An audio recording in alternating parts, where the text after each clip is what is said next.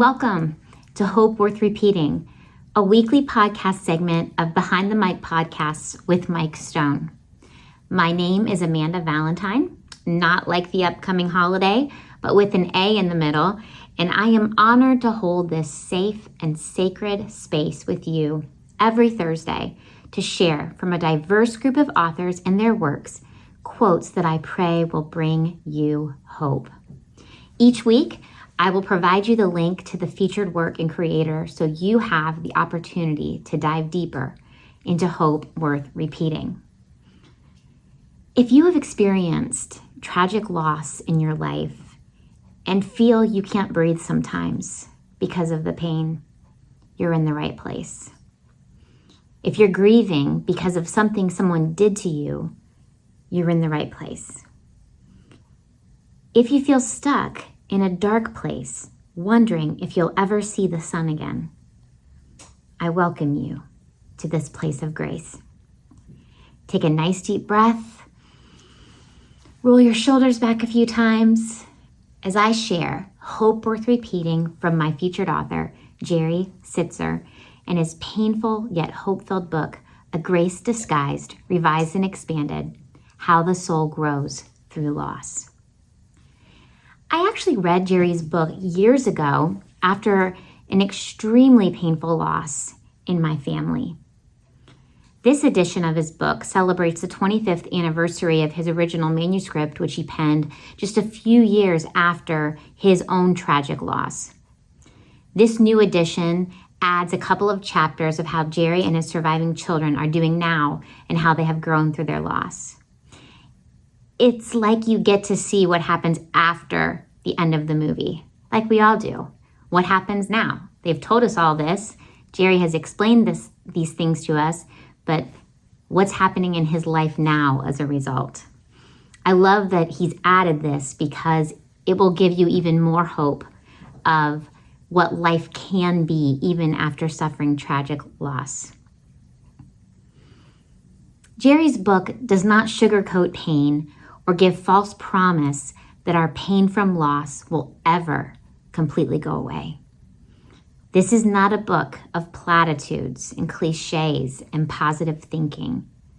It's a realistic, gut-wrenching at times book that actually causes you to sit with and enter into the darkness of grief. Jerry Sittser knows tragic pain. He lost 3 precious members of his family to a drunk driver: his mother, his wife, and his 4-year-old daughter. He and his other children were spared death, but not spared the aching grief. Jerry describes what it was like watching his family members die right there on the interstate. So Jerry is not writing from a place of philosophy.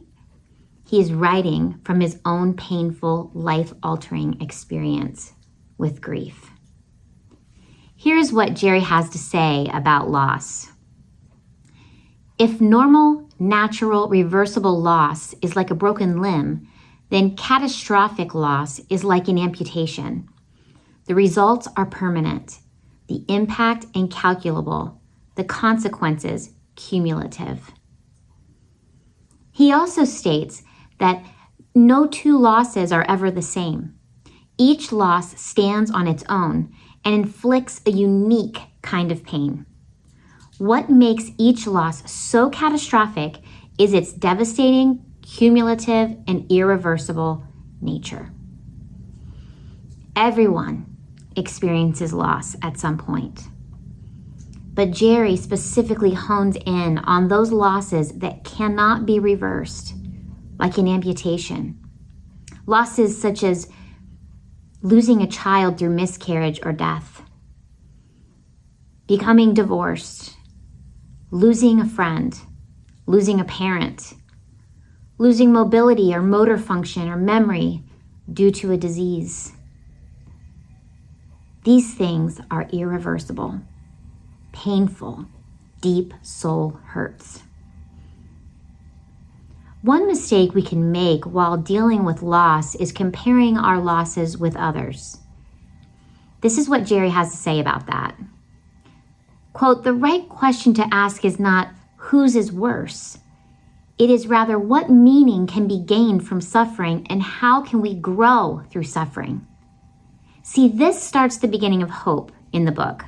The fact that we're asking how we can grow through suffering means that we can actually grow through suffering. And that is at least a glimmer of hope. I love what he says next. I love this whole book. So much good stuff. Painful, but good. This is one you've got to read cover to cover. I know I say that about every book, but this book is powerful, especially if you have experienced loss in your life or are experiencing grief now. Here's what he says. Quote, loss itself does not have to be the defining moment of our lives. Instead, the defining moment can be our response to the loss. It is not what happens to us that matters as much as what happens in us. It is not what happens to us that matters as much as what happens in us. What a powerful statement. As Jerry states next, quote, loss forces us to see the dominant role our environment plays in determining our happiness. Loss strips us of the props we rely on for our well-being. It knocks us off our feet and puts us on our backs. In the experience of loss, we come to the end of ourselves. But in coming to the end of ourselves, we can also come to the beginning of a vital relationship with God. Our failures can lead us to grace and to a profound spiritual awakening.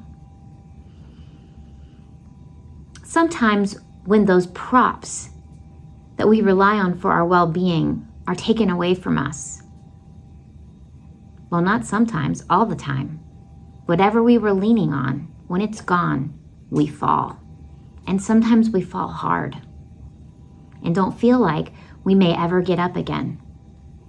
This quote also mentions the word failure, and I want to talk about that for a minute because we're talking about loss and experiencing loss, and he suddenly brings up failure. So what does he mean by failure here? He's not talking about the loss being a failure, although there are times that our own failures bring about loss. But what Jerry is referring to is our failure to respond to the loss appropriately. We try to numb the loss in a number of ways: self-medicating, self-indulging behaviors. And with as painful as loss is, this is not surprising. But those behaviors will delay our healing. Isolation will delay our healing. But they also can make us aware of God's grace and his unconditional love for us. Even in the self-medicating, even in the self-indulging, even in the isolation, we can become aware of God's grace and that he loves us right where we are. I love this next quote so much. Quote, in coming to the end ourselves, we have come to the beginning of our true and deepest selves. We have found the one whose love gives shape to our being. That's beautiful. As hard as it is to feel out of control and at the end of our rope, we see more clearly than ever in that sacred space who we really are and what really gives us life. It's amazing how Jerry talks about it and really talks through with us his tragic loss. He talks about his anger, his lost identity, his desire for revenge, his despair and depression. And then he says this, quote, the tragedy pushed me toward God even when I did not want him.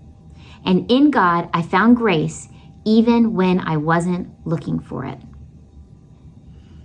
Have you been there before? I've been there before and lost, where I haven't even been able to talk to God. I haven't even wanted to because I really had nothing to say. I was upset. I was angry. I felt like my situation was so unfair. How could God allow it? There is painful loss. But friends, there is also grace and hope to be found and received. The pain may never fully go away, but you can grow through loss. I highly recommend this book as a helpful tool for your journey. I want to thank you for listening today. This isn't a bright and sunny topic, something hard to talk about. But it's important that we go through loss in community. It's important that we talk about our loss. And it's important that we know there is hope in our loss. I want to thank you for listening today. This is a new podcast with the sole intent to spread hope in Jesus to everyone who listens. Please share and like and rate and review so that hope worth repeating can go everywhere God intends it to go. I would also like to get to know you, friends, so please dialogue with me in the comments or find me on social media. Let me give you some reflection questions to help you get started processing this book and this podcast. How does Jerry's description of loss resonate with you?